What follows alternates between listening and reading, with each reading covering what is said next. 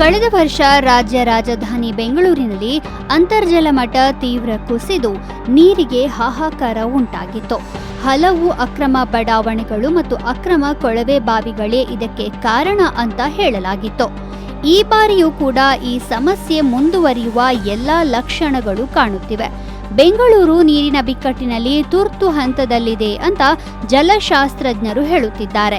ಫೆಬ್ರವರಿಯಲ್ಲಿ ಅಂತರ್ಜಲ ಮಟ್ಟ ಕುಸಿಯಲು ಪ್ರಾರಂಭವಾಗುವ ನಿರೀಕ್ಷೆ ಇದೆ ಮತ್ತು ಮಾರ್ಚ್ ಹಾಗೂ ಏಪ್ರಿಲ್ನಲ್ಲಿ ಪರಿಸ್ಥಿತಿ ತೀವ್ರಗೊಳ್ಳುತ್ತದೆ ಎಂದು ಭಾರತೀಯ ವಿಜ್ಞಾನ ಸಂಸ್ಥೆ ಮತ್ತು ಬೆಂಗಳೂರು ನೀರು ಸರಬರಾಜು ಮತ್ತು ಒಳಚರಂಡಿ ಮಂಡಳಿಯ ಇತ್ತೀಚಿನ ವರದಿ ತಿಳಿಸಿದೆ. ಅಧ್ಯಯನದ ಪ್ರಕಾರ ಬೆಂಗಳೂರಿನ ಕೊಳವೆ ಬಾವಿಗಳ ಮೇಲಿನ ಅವಲಂಬನೆಯು ದಿನಕ್ಕೆ ಸುಮಾರು 800 ಮಿಲಿಯನ್ ಲೀಟರ್ ಎಂದು ಅಂದಾಜಿಸಲಾಗಿದೆ. ಹೀಗಿರುವಾಗ ಅಂತರ್ಜಲವನ್ನು ಬರಿದು ಮಾಡುವ ಅವೈಜ್ಞಾನಿಕ ಕೊಳವೆ ಬಾವಿ ಕೊರೆಯುವಿಕೆಯನ್ನು ನಿಲ್ಲಿಸುವ ಅಗತ್ಯವನ್ನು ತಜ್ಞರು ಒತ್ತಿ ಹೇಳಿದ್ದಾರೆ. ಅಂತರ್ಜಲ ಮಟ್ಟ ಕುಸಿತಕ್ಕೆ ಕಾರಣಗಳು. ಕರ್ನಾಟಕ ಸೇರಿದಂತೆ ದಕ್ಷಿಣ ರಾಜ್ಯಗಳು ಮಳೆ ನೀರನ್ನೇ ಅವಲಂಬಿಸಿವೆ. ರಾಜ್ಯವು ಸುಸ್ಥಿರವಲ್ಲದ ಮಟ್ಟದಲ್ಲಿ ಅಂತರ್ಜಲವನ್ನು ಹೊರತೆಗೆಯುತ್ತಿದೆ.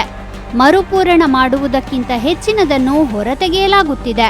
ಶಿಫಾರಸುಗಳು ಮತ್ತು ಎಚ್ಚರಿಕೆಗಳ ಹೊರತಾಗಿಯೂ ರಾಜ್ಯ ಸರ್ಕಾರವು ಈ ತುರ್ತು ಕಾಳಜಿಗಳನ್ನು ತೆಗೆದುಕೊಳ್ಳಲು ವಿಫಲವಾಗಿದೆ. ಪರಿಹಾರೋಪಾಯಗಳು.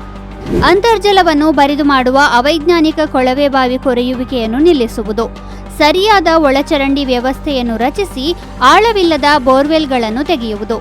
ಇದು ಕ್ಷೀಣಿಸುತ್ತಿರುವ ಅಂತರ್ಜಲ ಮಟ್ಟವನ್ನು ಮರುಪೂರಣಗೊಳಿಸಲು ಸಹಾಯ ಮಾಡುತ್ತದೆ. ಬೋರ್ವೆಲ್ಗಳನ್ನು ಮರುಪೂರಣ ಮಾಡುವತ್ತ ಗಮನ ಹರಿಸುವುದು. ಬತ್ತಿ ಹೋಗಿರುವ ಕೆರೆಗಳನ್ನು ಸಂಸ್ಕರಿಸಿದ ತ್ಯಾಜ್ಯ ನೀರಿನಿಂದ ತುಂಬುವುದು. ಆ ಮೂಲಕ ಅವುಗಳನ್ನು ಪುನರುಜ್ಜೀವನಗೊಳಿಸಬಹುದು. ತಜ್ಞರು ಹಲವು ವರ್ಷಗಳಿಂದ ಈ ಸಂಬಂಧ ಎಚ್ಚರಿಕೆ ನೀಡುತ್ತಿದ್ದಾರೆ. ಹಲವಾರು ತಜ್ಞರ ಸಮಿತಿಗಳನ್ನು ರಚಿಸಿ ವಿವರವಾದ ಶಿಫಾರಸುಗಳನ್ನು ನೀಡಿದ್ದರೂ ಕೂಡ ರಾಜ್ಯ ಸರ್ಕಾರವು ಅರ್ಥಪೂರ್ಣ ಕ್ರಮ ಕೈಗೊಳ್ಳಲು ವಿಫಲವಾಗಿರುವುದು ಖೇದಕರ ಎಂದು ಜನರು ಬೇಸರ ವ್ಯಕ್ತಪಡಿಸುತ್ತಿದ್ದಾರೆ.